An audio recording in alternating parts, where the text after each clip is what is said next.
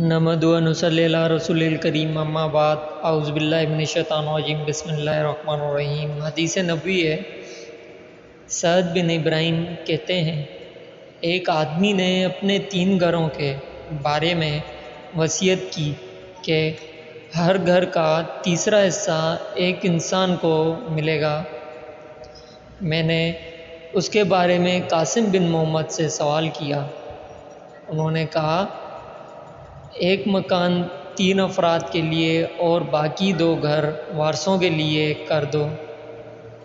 پس بے شک میں نے سیدنا عائشہ رضی اللہ تعالیٰ عنہ سے سنا، انہوں نے بیان کیا کہ رسول کریم صلی اللہ علیہ وسلم نے فرمایا، جس نے ایسا عمل کیا جس پر ہمارا حکم نہ ہو تو اس کا وہ عمل مردود ہوگا۔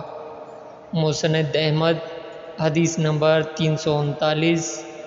دوستو، اس ویڈیو کو ثواب کی نیت سے شیئر کریں، سبسکرائب کریں اور لائک ضرور کریے گا۔